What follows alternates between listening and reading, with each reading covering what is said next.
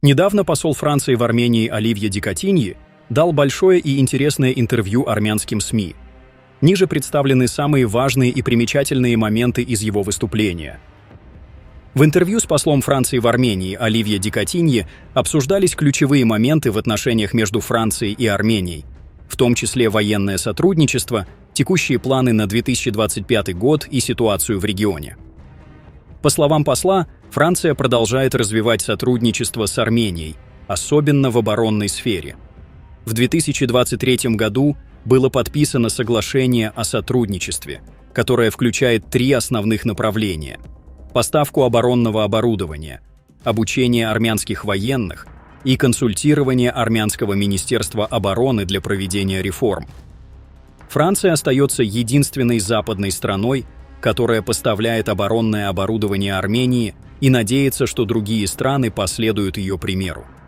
Посол также отметил, что поддержка Франции в сфере безопасности направлена на обеспечение территориальной целостности и суверенитета Армении.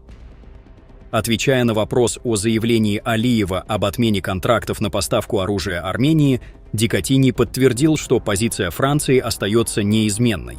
Страна продолжает поддерживать Армению в ее праве на оборону. При этом он отметил, что, несмотря на это, ситуация в регионе остается нестабильной. Хотя серьезных военных инцидентов не было уже более года, посол подчеркнул, что пока не будет подписано мирное соглашение, существует риск возобновления конфликта. Говоря о наблюдательной миссии Европейского Союза, посол отметил, что ее присутствие помогает стабилизировать ситуацию, снижая частоту инцидентов и создавая атмосферу безопасности для населения приграничных территорий. Примечательно, что Баку выступает против продления этой миссии, что, по словам посла, является политическим решением, которое должно обсуждаться между сторонами конфликта. Кроме того, Ди Катиньи рассказал о ходе работы по делимитации границ между Арменией и Азербайджаном, который, по его мнению, является одним из самых успешных направлений переговоров. Определение окончательных границ важно для стабильности в регионе и для жителей приграничных районов, которые поддерживают этот процесс.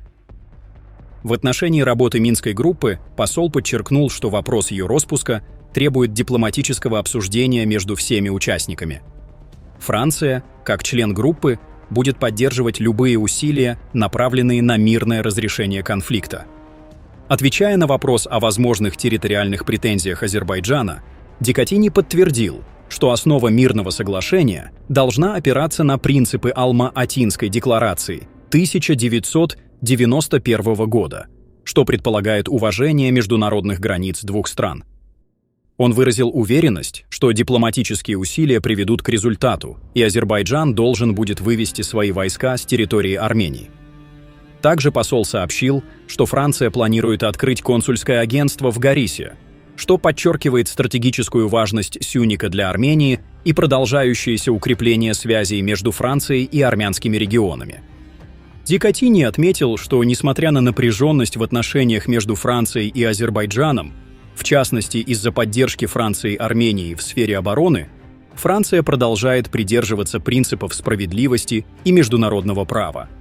По его словам, франко-армянские отношения остаются привилегированными, и Франция готова продолжать поддерживать Армению, несмотря на враждебные заявления со стороны Баку. Я бы использовал слово «непосредственно близкие», потому что мы знаем друг друга давно. История отношений и дружбы между французским и армянским народами насчитывает несколько веков и начинается еще с Киликийского армянского королевства. Эти отношения также являются непосредственно близкими, поскольку армянский народ способствовал формированию французской идентичности. Это выражается в большом числе французов армянского происхождения. Вклад армянских деятелей и людей армянского происхождения в историю и культуру Франции очевиден. Мы думаем о Шарле Азнавуре и великом участнике сопротивления Мисака Манушяне. Эти отношения укрепились в последние годы, в том числе благодаря усилиям президента Франции Эммануэля Макрона и широкой поддержке французского народа. Реакция международного сообщества была явно недостаточной, иначе армяне Нагорного Карабаха все еще оставались бы на своей территории. Франция активно мобилизовала международное сообщество, трижды инициировав заседания Совета Безопасности для обсуждения ситуации в Нагорном Карабахе во время наступления и исхода армян. Однако поддержка не была должной. Что касается возвращения армян в Нагорный Карабах, это их право, признанное постановлением Международного суда от 17 ноября 2023 года, которое распространяется на Азербайджан и четко описывает параметры права на возвращение, включая безопасность людей и уважение их культурных прав. Для разблокирования путей сообщения между странами Армения предложила вариант, который Франция поддерживает – предложение о перекрестке мира. Это включает восстановление сообщений на основе суверенитета, взаимности и равенства. В Европе накоплен опыт трансграничного сотрудничества, и Франция готова поделиться этим опытом для помощи регионам. Переговоры по урегулированию конфликта шли более 30 лет, но результатом стал нынешний кризис. Франция поддерживает усилия по установлению мира, чтобы Армения и Азербайджан могли жить в мире и безопасности. Вопрос заключается в том, чтобы достичь стабильного мира, не нарушая принципы территориальной целостности и права народов на самоопределение.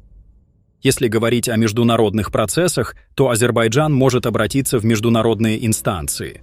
Но решение о правомерности исков принимает соответствующий суд.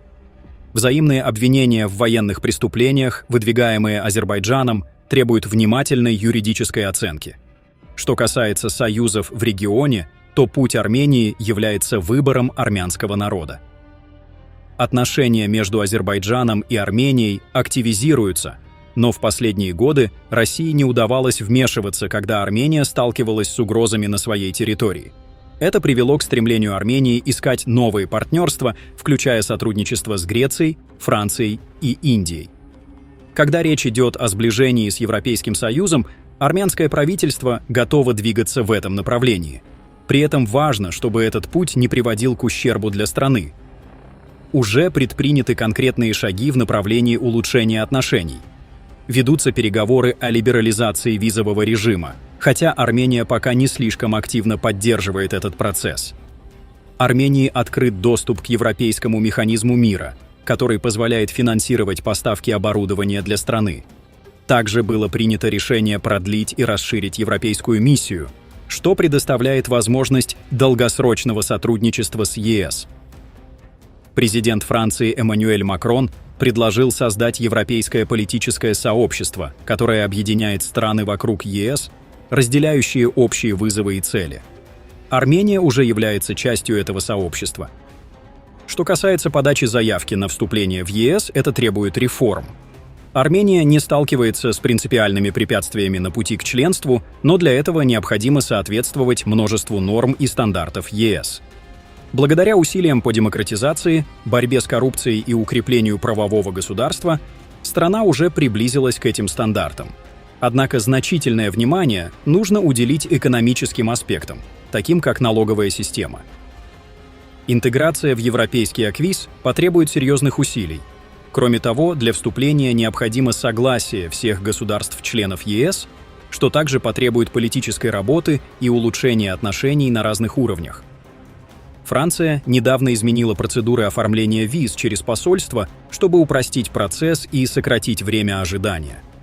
С следующего месяца запись на прием и первые этапы оформления визы будут переданы подрядчику, что должно ускорить процесс и улучшить условия для заявителей. Однако некоторые туристические агентства в Армении берут деньги за запись на прием, что является мошенничеством. Франция призывает сообщать о таких случаях. Для студентов, желающих учиться во Франции, существует множество программ, как на французском, так и на английском языках. Организация Campus France помогает студентам с подготовкой и информацией, а также предлагает программы стипендий для талантливых студентов и преподавателей. В Армении также есть возможность получить дипломы армянского и французского университетов одновременно. Независимо от знания французского языка, студенты могут выбрать программы на английском, например, в области бизнеса. Франция гордится тем, что армянские студенты присоединяются к французским учебным заведениям, включая тех, кто изучает армянскую тематику, подытожил французский посол. Пишите ваше мнение в комментариях и подписывайтесь на наш канал. чтобы не пропускали самые важные новости мира и нашего региона.